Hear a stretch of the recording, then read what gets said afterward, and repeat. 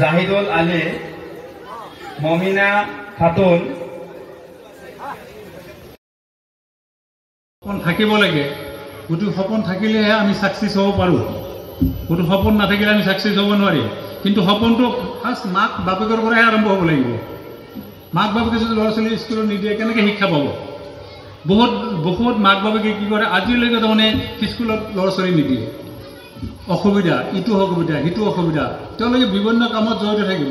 যেনেকৈ ধৰক আমাৰ আজি আমন্ত্ৰণ জনাইছোঁ ৰুহুল আমিন, হাফিজ ৰুহুল আমিন।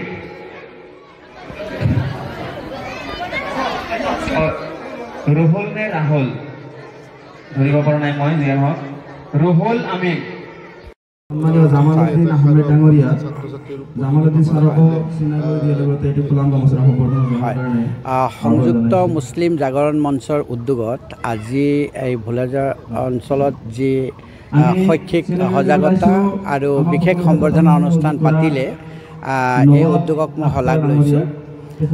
বিশেষকৈ আমাৰ নতুন প্ৰজন্ম যিসকলে এইবাৰ হায়াৰ ছেকেণ্ডাৰী আৰু মেট্ৰিক পৰীক্ষা পাছ কৰি, তো তেখেতসকলক দিক নিৰ্দেশনা দিয়াৰ কাৰণে ভৱিষ্যতে তেওঁলোকে কেনেকুৱা ধৰণে শৈক্ষিক জগতত আগবাঢ়িব, কোনটো দিশত গ'লে কেনেকুৱা ধৰণে তেওঁলোকে জীৱনৰ সফলতা পাব, সেই কথাখিনিক বাট নিৰ্দেশনা দিয়াটো অতিকৈ গুৰুত্বপূৰ্ণ।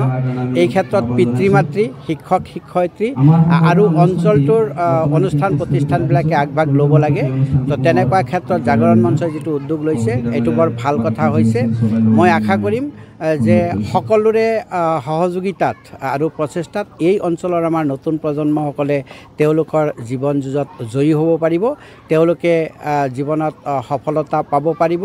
এই অঞ্চলৰ পৰাও ডাক্তৰ, ইঞ্জিনিয়াৰ বা প্ৰতিষ্ঠিত ভাল মানুহ হোৱাৰ যিটো পৰিৱেশ ইয়াত আছে, তো এই আটাইখিনি পৰিৱেশক গঠনমূলকভাৱে গঢ় দি আমাৰ এই যি মঞ্চৰ উদ্যোগত আৰু অনুষ্ঠান প্ৰতিষ্ঠানৰ মঞ্চ উদ্যোগত আমাৰ এই অঞ্চলৰ নতুন প্ৰজন্ম আগুৱাই যাওক, এইখিনিয়ে মই কামনা কৰিছোঁ। ভাল লাগিছে আজি আহি আপোনালোকৰ ইয়াত। পালন কৰাৰ কাৰণে আগবাঢ়ি গৈছে, ছাত্ৰ ছাত্ৰীক আগুৱাই নিয়াৰ ক্ষেত্ৰত দায়িত্ব ল'ব বুলি আপুনি ভাষণ কৰিছে, কি ক'ব? কি হয়, মানে আমি আমাৰ দেশৰ নতুন প্ৰজন্মসকলক বিভিন্ন দিশত আগুৱাই লৈ যোৱাৰ কাৰণে আমি সদায় চেষ্টা চলাওঁ। ছাবলাইম একাডেমি নামৰ এখন অনুষ্ঠান আমাৰ হাউলিত আছে, মই তাৰে প্ৰতিষ্ঠাপক হয়।